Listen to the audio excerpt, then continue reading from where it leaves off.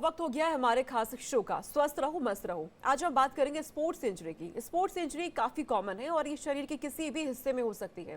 हड्डियों और मांसपेशियों से लेकर टेंडन और लिगामेंट तक स्पोर्ट्स इंजरी से प्रभावित हो सकते हैं। कई बार हम घर पर भी छोटी मोटी ऐसी चोटों का इलाज बर्फ या फिर ओवर द काउंटर मिलने वाली दवाओं से करने की कोशिश करते हैं।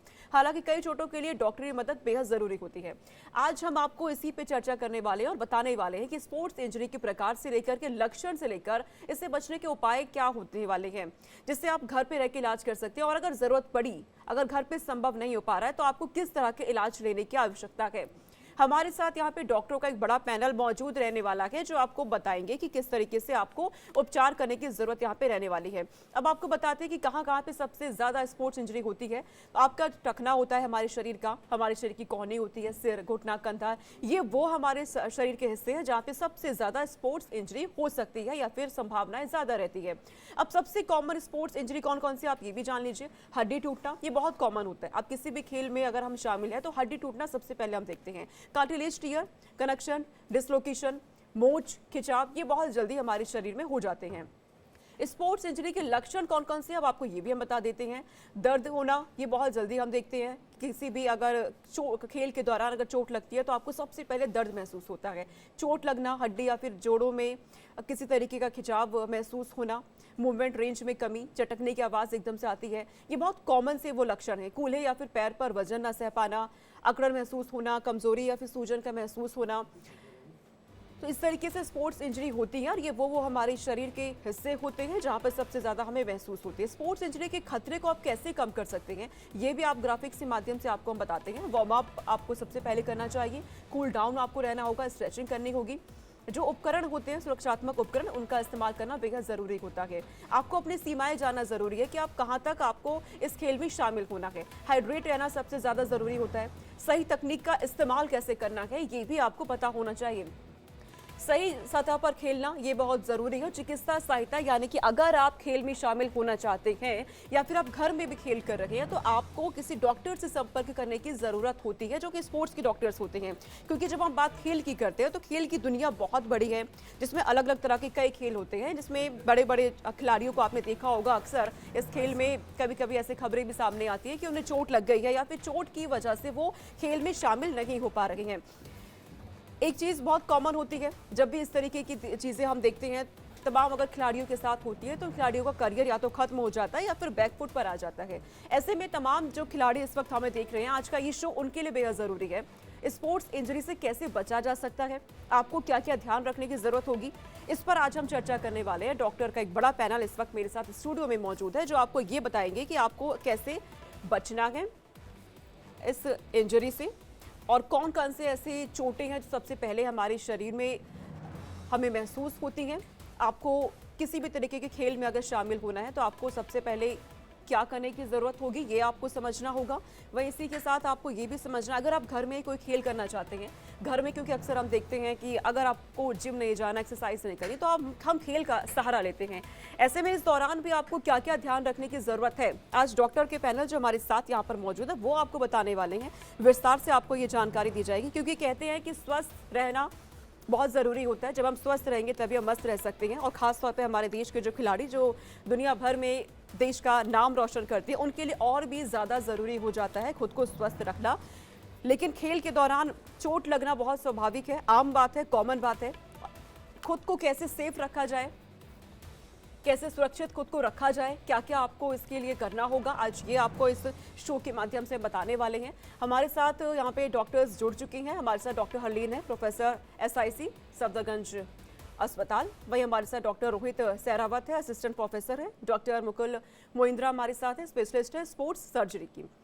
आपको आज पूरी जानकारी यहाँ पे मिलने वाली है डॉक्टर के जरिए कि कैसे कैसे आपको सेफ रहना है। चोट अगर आपको लगे तो क्या करना है, और चोट लगे ही ना, इसके लिए क्या करना होगा। डॉक्टर हरलीन, आपसे पहले मैं सबसे पहले यहाँ पे जानना चाहूँगी कि अगर कोई भी स्पोर्ट्स इंजरी हो जाती है, कोई भी खिलाड़ी है, खेलना ज़रूरी है उनके लिए, और क्योंकि जब हम बात खेल की करते हैं तो दुनिया बहुत बड़ी है, अलग अलग स्पोर्ट्स है जिनमें जब खिलाड़ी शामिल होते हैं तो कभी ट्रेनिंग के दौरान या फिर कभी खेल के दौरान भी कोई भी चोट उन्हें लग सकती है।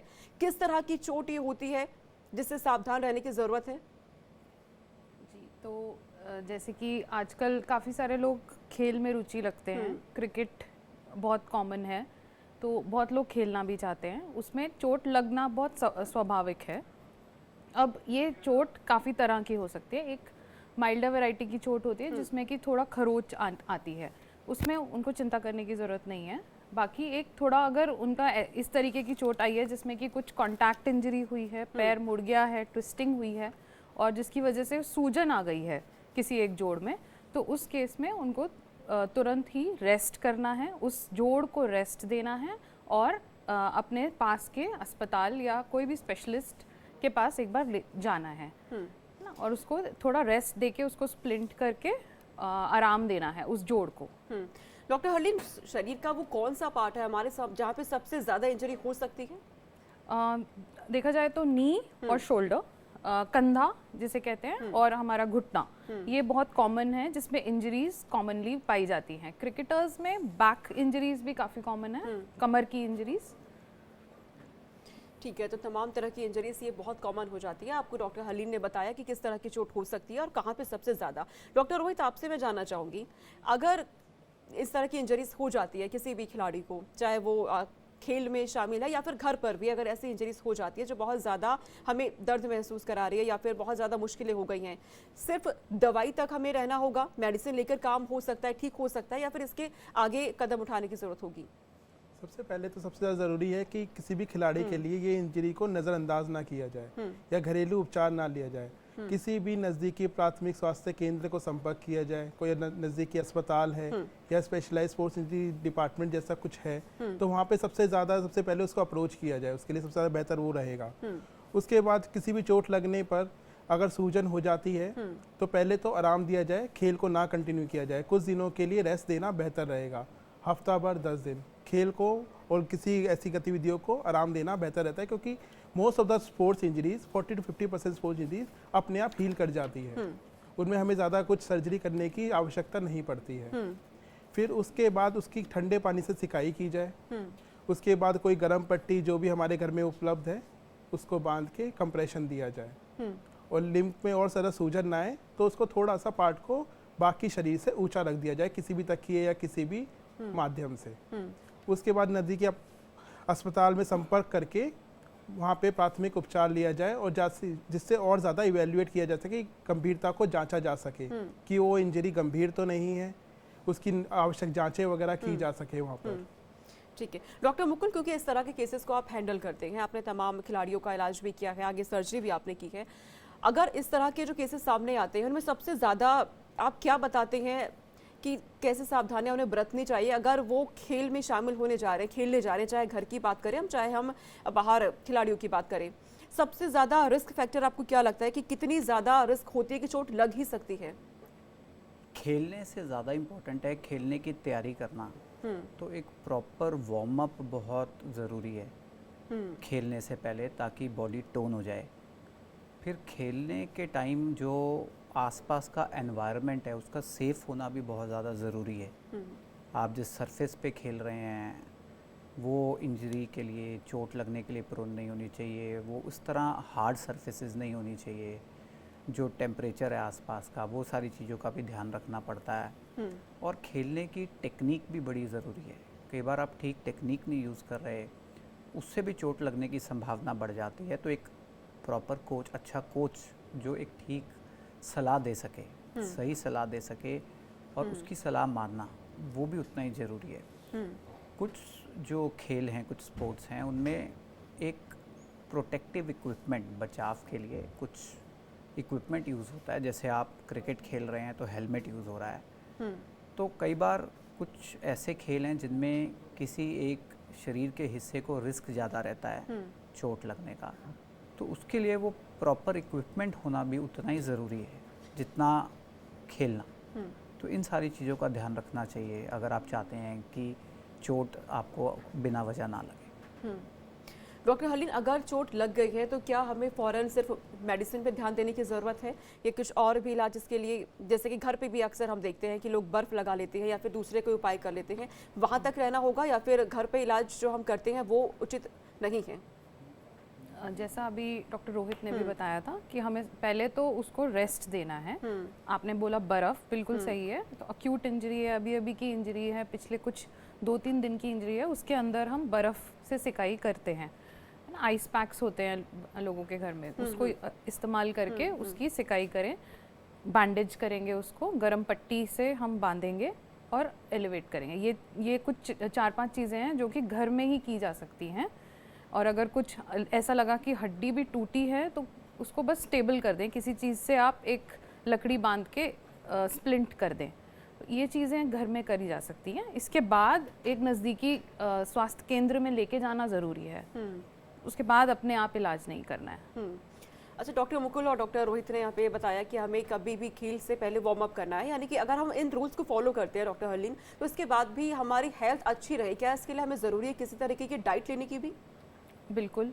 तो अगर हम एक स्पोर्ट्स पर्सन की बात करते हैं जो कि एक प्रॉपर एथलीट की, उसके लिए स्पोर्ट्स न्यूट्रिशन मतलब क्या क्या खाना है वह बहुत ही ज़रूरी है। एक बहुत अहम पार्ट रखता है वो उसकी ट्रेनिंग का, है ना। तो कुछ भी खेलना, उसका जो मॉर्निंग का रूटीन है, जब वो सुबह के टाइम पे अपनी ट्रेनिंग के लिए जा रहा है उसके पहले उसको प्री वर्कआउट एक डाइट लेना होता है, जिसमें कि केला कार्बोहाइड्रेट का सोर्स होता है कुछ, हाँ, और एक प्रोटीन का सोर्स होता है, जैसे कि केला लिया, स्प्राउट्स लिया, इन दोनों का अपना अपना एक काम है। केला लेने से उसका बॉडी का ग्लाइकोजन लेवल बढ़ेगा, फटीग उसको नहीं होगा। तो ये सब चीज़ें स्पोर्ट्स पर्सन के लिए बहुत ज़रूरी है ताकि इंजरी ना हो। बाद में खेल ख़त्म करने के बाद फिर से प्रोटीन का कुछ एक सोर्स ज़रूर, मतलब कोशिश करें नेचुरल सोर्स हो अपने प्रोटीन पाउडर्स की जगह, क्योंकि वो डोपिंग में भी आता है। तो उस तरीके से प्रोटीन का एक सोर्स लिया ताकि मसल की रिकवरी हो, जो मसल यूज़ की है उसने उसका वापस से भरपूर हो। तो इस तरीके का एक डाइट एथलीट के लिए बहुत ज़रूरी है। उसी तरह से अगर एक हम रिक्रिएशनल प्लेयर की बात करें, जैसे हम और आप कुछ खेलना शुरू करते हैं, तो हमारी बॉडी में भी, हमारी डाइट के अंदर भी एक प्रोटीन की मात्रा होना एक बहुत ही इम्पॉर्टेंट है। वो डिपेंड करता है आपका वज़न कितना है, वज़न के हिसाब से वो रिक्वायर्ड अमाउंट ऑफ प्रोटीन हम कैलकुलेट कर सकते हैं। तो प्रोटीन डाइट अच्छी होनी चाहिए आपकी। फ़ैट की चीज़ें कम करनी है ना, हम नहीं चाहते कि वज़न बढ़े, खेल ना खेल पाएँ, तो ये सारी चीज़ों का हमें ध्यान रखना है। डॉक्टर रोहित, क्योंकि कई केसेस ऐसे हैं जो सर्जरी तक भी पहुंच जाते हैं इंजरी होने के बाद, आपने इन केसेस को देखा भी है। वो बच्चे जो अभी इस खेल की दुनिया में कदम रखने वाले हैं, खेल की शुरुआत करना चाहते हैं, किसी भी खेल में अगर इंटरेस्टेड हैं, उन्हें अभी से किन किन बातों का ध्यान रखने की ज़रूरत है कि उन्हें ये नौबत ना आए इस तरीके की इंजरीज की, या फिर वो इंजरी सर्जरी में ना बदल जाए? सबसे पहले तो खेल खेलने से पहले प्रॉपर वार्म अप और कंडीशनिंग ज़रूरी है। ये मांसपेशियों को लचीला बना देती है, तनाव को कम कर देती है, जिससे खेल के दौरान होने वाली खिंचाव, तनाव, स्ट्रेन्स इन सबको प्रिवेंट करता है। तो उससे पहले कंडीशनिंग सबसे ज़्यादा इंपॉर्टेंट है। फिर बच्चों जो बच्चे होते हैं आज तक की यंगस्टर, उसका डाइट स्टाइल, आजकल का जो खाना वो है, वो हमारे लिए न्यूट्रिशन के लिए सब इनफ नहीं है। उसमें हमें कैल्शियम की, विटामिन डी की कमियाँ बहुत ज़्यादा पाई जाती है। स्पेशली जो स्कूल गोइंग चिल्ड्रन है, स्कूल जाते हुए छात्र छात्राएं हैं, उसमें विटामिन डी की कमियां बहुत ज़्यादा पाई जाती है। तो नियमित हम अपना खून की जांचें करवा सकते हैं हर 6 महीने और 1 साल के अंतराल पर, जिससे हमें विटामिन डी या कैल्शियम की कमी है तो उसको नियमित अस्पताल से संपर्क करके उसको दूर किया जा सकता है। तो ये हमारी हड्डियों को कमज़ोर होने से बचाता है, हड्डियाँ फ्रैक्चर प्रोन कम हो जाती हैं, और जो हमारी मांसपेशियों की कमज़ोरी है उसको भी दूर करता है, और जो आसानी से थकावट जो हो जाती है खेल के दौरान उसको भी प्रिवेंट करता है। तो न्यूट्रिशन बहुत ज़्यादा इंपॉर्टेंट एक रोल प्ले करता है। उससे ज़्यादा इंपॉर्टेंट है हाइड्रेशन मेंटेन करना।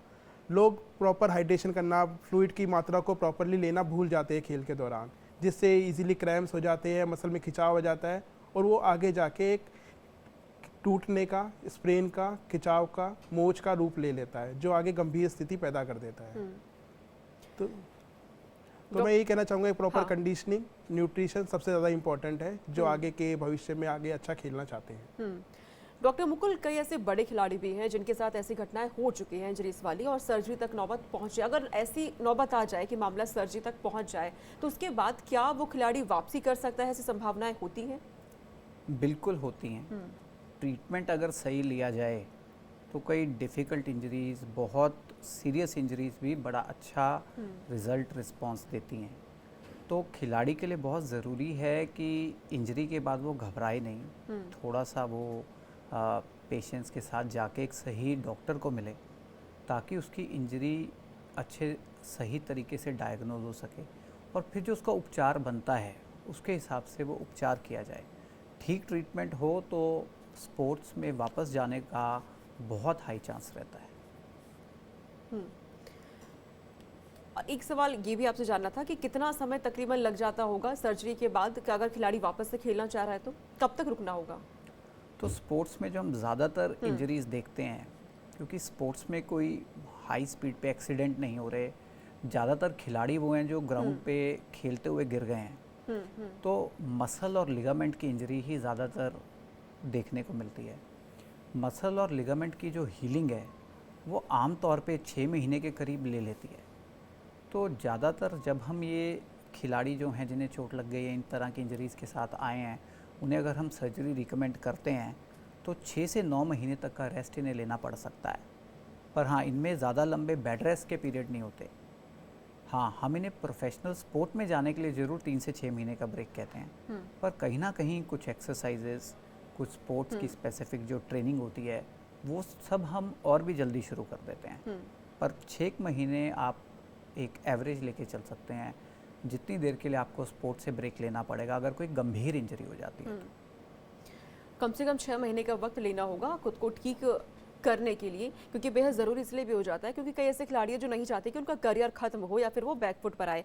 डॉक्टर हरलीन, ये बात हमने खिलाड़ियों की कि अगर हम घर की बात करते हैं, एग्जाम्पल के लिए जैसे कि मैं खुद भी अगर कोई खेल खेलना चाहती हूँ, घर पर कुछ भी करना चाहती हूँ, तो मुझे क्या क्या करना होगा? बिल्कुल। तो जैसे आप खेलना चाहती हैं तो सबसे पहले तो आपको उसको थोड़ा रोज़ाना में खेलिए, मतलब जैसे हफ्ते में 3 दिन या आपने 2 दिन भी खेला वो भी ठीक है। हाँ, 3 दिन एक एवरेज लेके चल सकते हैं। आप 3 दिन एक हफ्ते में खेलना शुरू करिए। जैसा अभी भी हमने डॉक्टर मुकुल ने भी बताया था, वार्म अप बहुत ज़रूरी है ना। आप उसके पहले एक स्ट्रेचिंग रूटीन रखिए।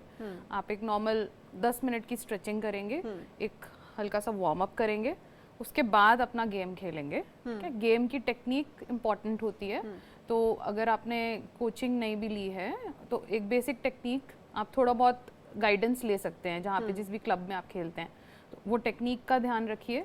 आपके शूज़ और आपके जो गियर है, स्पोर्ट्स गियर है, जैसे आपने प्रॉपर ट्रैक पैंट्स या शॉर्ट्स वो पहन के खेलेंगे, स्पोर्ट्स शूज़ होने चाहिए, ठीक है। ये चीज़ें इंपॉर्टेंट है। आपका बैडमिंटन का रैकेट या जो भी आप खेलना चाहते हैं उसका स्पोर्ट्स इक्विपमेंट बहुत इंपॉर्टेंट है, वो अच्छा होना चाहिए। भारी रैकेट से खेलने लगेंगे तो कलाई में दर्द आने की संभावना है, फिर टेनिस एल्बो, इस तरीके की चीज़ें हो जाती हैं। तो ये इक्विपमेंट इंपॉर्टेंट है। ग्राउंड जिस पे आप खेल रहे हैं वो भी इंपॉर्टेंट है। एक प्रॉपर जगह पे ही खेलना है आपको, एक स्पोर्ट्स कॉम्प्लेक्स में जाके खेलें, है ना, वहाँ पे जाके अपना गेम खेलना शुरू करें। तो और फिर डाइट, जैसा हमने अभी बताया, डाइट का भी ध्यान रखेंगे, है ना, ज़्यादा मोटापे की तरफ नहीं जाना है। और अगर डॉक्टर हरलीन फौरन किसी तरीके का पेन होता है, अगर बैडमिंटन हम खेल रहे हैं तो हमारे शोल्डर्स में सबसे पहले हमें पेन महसूस होगा, अगर किसी भी तरह का कुछ चोट लगती है तो उस वक्त हमें फौरन क्या करना चाहिए?